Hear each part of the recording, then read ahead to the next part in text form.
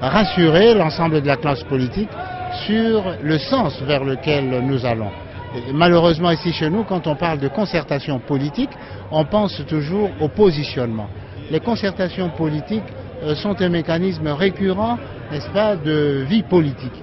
Il faut que le chef de l'État consulte les principaux acteurs politiques, les institutionnels et les non institutionnels, afin que nous qui sommes en contact avec la population, nous ne puissions pas avoir des doutes quant à la légalité de certaines dispositions. Et je pense particulièrement aujourd'hui à toutes les femmes qui ont subi les conséquences des désordres qu'il y a eu dans notre pays.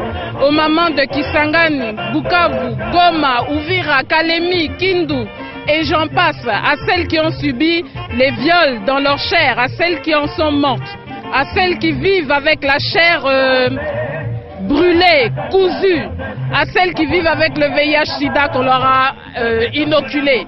Je dis ceci, regardons en arrière, mais regardons aussi en avant. Avec cette constitution, demain nous allons aller aux élections. La constitution fixe les règles par lesquelles nos dirigeants doivent suivre pour diriger le pays. C'est ainsi que nous disons aux mamans et à la jeunesse de bien voter aux élections, que ce soit pour le choix du président de la République que pour le choix des parlementaires.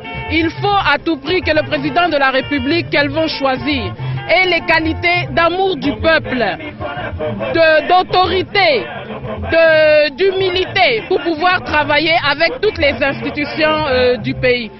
Le président a retracé l'histoire, a relevé les grands défis que tous les Congolais viennent de relever, les défis de la paix, les défis de la concorde, les défis de l'unification. Et bientôt nous irons aux élections. Il a relevé au moins pour la toute première fois nous avons une constitution inclusive qui a été élaborée par différentes structures. Le Sénat l'a préparée, le Parlement l'a adoptée et le peuple l'a approuvée. Et lui il vient de le promulguer avec l'implication de tout le monde. Il y a un fait qui m'a vraiment exhorté, c'est de voir que le chef de l'État n'a pas oublié ceux qui ont voté non. Il dit que c'est la constitution de tout le monde, de tous les Congolais.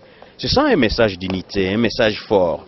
Et le chef de l'État nous a appelés à regarder vers l'avenir, en disant, désormais, nous devons faire tout, nous préparer à l'essentiel. L'essentiel ici, c'est l'organisation des élections, dans un mois peut-être, et dans 2 mois.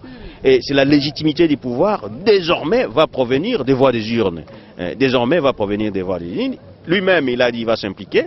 Il a appelé tous les acteurs politiques congolais à s'impliquer, le peuple congolais à s'impliquer, la communauté internationale à s'impliquer. Voilà un message plein d'espoir. Cette constitution est une des dernières étapes dans les processus de transition initiés par l'accord global. Cette étape a permis à Joseph Kabila d'aborder la question électorale tout en annonçant la fin du partage équitable et équilibré du pouvoir.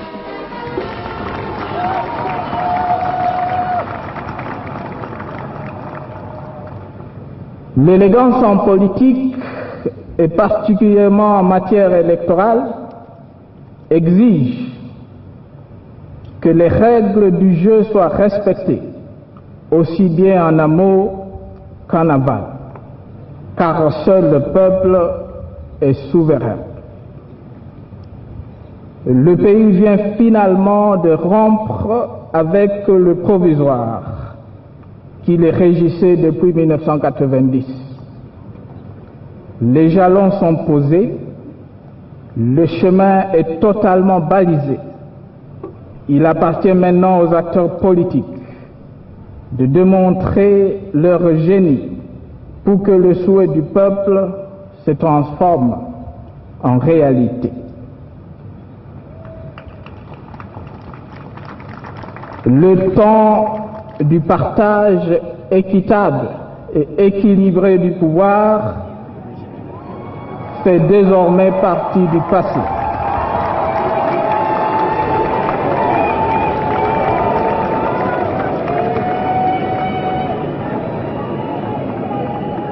Le temps du partage équilibré et équitable du pouvoir fait désormais partie du passé.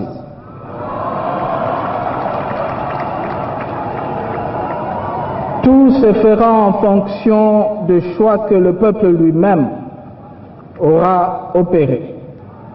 Cette phrase qui a bougé l'assistance a fait plus peur que du mal. Tout le monde a soutenu cette fin de règne anticonstitutionnel. Ce n'est que normal, parce que nous nous sommes convenus au départ, lorsque nous avons signé avec responsabilité l'accord global et inclusif. Nous avons soutenu sa mise en œuvre, mais aussi l'application de la Constitution de transition. Voilà que nous arrivons à la fin. Ceux qui ont constitué les dispositions de la Constitution transitoire ne peuvent qu'aujourd'hui s'arrêter. Mais en s'arrêtant, nous devons faire la relecture du respect de celle-là aussi, que nous venons de renvoyer dans les calendes des archives nationales. Est-ce que toutes les dispositions de cette Constitution de transition ont été respectées? Je dirais dans la majorité oui, mais totalement non. Parce qu'il demeure d'autres domaines de partage de responsabilités qui n'ont pas été abordés. Je m'imagine que la haute hiérarchie du pays devra s'interroger sur ces faits, sur ces autres chapitres. J'ai cité particulièrement le chapitre lié aux services de sécurité. Je m'imagine que le moment venu, en faisant la réévaluation de la mise en œuvre des dispositifs de la transition, eh bien, nous épinglerons ces faiblesses, ces failles qui pourraient être corrigées plus tard. Et l'histoire nous demandera cela. Non, nous sommes contents puisque ça a trop duré. Où les politiciens doivent, sur le dos de la population, s'arranger pour se partager les postes. Nous disons qu'il est temps, comme Laurent Désiré Kabila le disait, que le peuple puisse se réapproprier son droit fondamental. C'est lui d'exercer le pouvoir par le truchement de ses représentants qu'il aura lui-même choisi librement. Donc nous devons aller aux élections. Aujourd'hui, tous nos amis qui croient que nous allons encore négocier, que nous allons encore discuter pour nous partager le pouvoir, ils peuvent déchanter. Sous Kabila, il n'y aura plus de partage de pouvoir. Le partage de pouvoir sera celui que le peuple lui-même va organiser de façon libre, démocratique et transparente et suivant les arguments de chacun de nous. Mais je ne veux pas polémiquer avec le chef de l'État à travers les médias. Ce que je sais, c'est que la Constitution comporte dans ses articles 222 et 228 les réponses précises à la question que vous posez. Vous savez, avec la configuration actuelle, les choses n'ont jamais été faciles parce que la configuration 1+4, avec ses conséquences des belligérances et de la gouvernance un peu amoindrie, n'était pas facile. Et nous pensons sincèrement que le temps est venu où les acteurs politiques sérieux doivent s'impliquer pour qu'enfin nous avons des élections crédibles dans ce pays et que ces élections ne soient pas contestées. Parce que c'est là la voie obligée. Facile peut-être pas, parce que ce sera un sursis d'orgueil et pour tout le monde cherchera à gagner. Et nous risquons d'assister à des moments de soulèvement par-ci par-là, des revendications des dernières minutes. Vous avez suivi surtout les bouts de phrases que le président a dit, fini la répartition du schéma 1+4, la répartition équitable et équilibrée. Bon, ça va, ça c'est un mot qui risque de susciter beaucoup de polémiques, mais c'est ça la vérité. Et je crois, quand on est chef d'un pays comme le nôtre, on doit habituer aussi sa population à dire des grandes vérités qui peuvent faire mal, mais c'est une vérité qui est là, face à nous.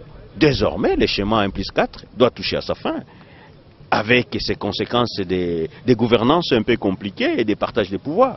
Les partages de pouvoir se fera d'après des normes purement démocratiques, des normes et de la légitimité populaire par la voie des urnes. Bon, je crois qu'il n'y a pas à dramatiser ça. Chaque principe a sa raison d'être. Eh bien, en ce moment-là, le partage équitable et équilibré avait fait son travail. Maintenant, c'est un autre partage. Eh bien, il faut souhaiter bonne chance à ce nouveau principe, comme le partage équitable et équilibré avait fait son œuvre. Le peuple congolais s'est surpassé. L'Afrique s'est surpassée aujourd'hui. Et la présence de M. Louis Michel, représentant toute l'Union européenne, est une preuve qui vient traduire l'espoir que nous devons ressentir légitimement pour la reconstruction de ce pays.